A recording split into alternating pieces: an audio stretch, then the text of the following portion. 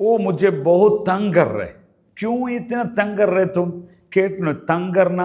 എന്താ തങ് കർണ എന്ന് പറഞ്ഞാൽ ഹിന്ദിയിൽ പ്രയാസപ്പെടുത്താണ്. ഓ മുझे बहुत तंग कर रहे, ക്യൂ, എന്താ നിങ്ങനെ ബുദ്ധിമുട്ടിക്കുന്നത്, പ്രയാസപ്പെടുന്നതിന് തങ് കർണ എന്ന് പറയും. സാധാരണക്കാർ പറയുന്നൊരു വാക്കാണ്.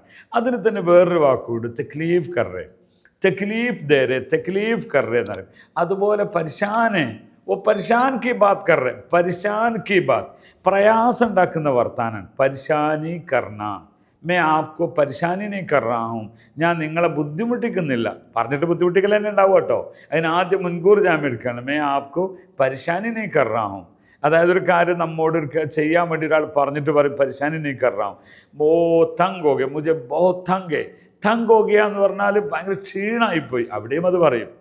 മേ ബഹുത് തങ് ഹോ ഗയ ആജ്, ഞാൻ ഇന്ന് ഭയങ്കര ക്ഷീണമായിപ്പോയി, എനിക്കിന്ന് ക്ഷീണമാണെന്ന് പറയും. അപ്പോൾ തങ് കർണ എന്ന് പറയുന്നതും പരിശാനി കർണ എന്ന് പറയുന്നതും തക്ലീഫ് കർണ എന്ന് പറയുന്നത് ഏകദേശം ഒരു അളവിൽ പറയുന്നതാണ്. ഓക്കെ, അപ്പോൾ ഇങ്ങനെയൊക്കെ ഇതൊക്കെ ഒന്ന് ലിറ്ററേച്ചർ ഹിന്ദി നോക്കിയ സാധനം ചിലപ്പോൾ കണ്ടോളന്നില്ല കേട്ടോ. അത് റിയാലിറ്റി ഗ്രൗണ്ടിൽ നിന്നാണ് ഞാനിത് പറയുന്നത്. നിങ്ങൾക്ക് അങ്ങനെയല്ലേ അറിയേണ്ടത്? ഹിന്ദിക്കാർ ഹിന്ദിയിൽ സംസാരിക്കുന്നത് അവരുടെ കോമൺ സ്റ്റൈലിലാണ്. അതാണ് ഞാൻ ഈ പറയുന്ന മൂന്നും. അത് നിങ്ങൾ പഠിച്ചു വെക്കുക. അപ്പോൾ നിങ്ങൾ ഈ മൂന്നെണ്ണം ഇന്ന് എനിക്ക് ഭയങ്കര വിഷമായിപ്പോയി, തങ് ഹോ ഗയ എന്ന് പറയും.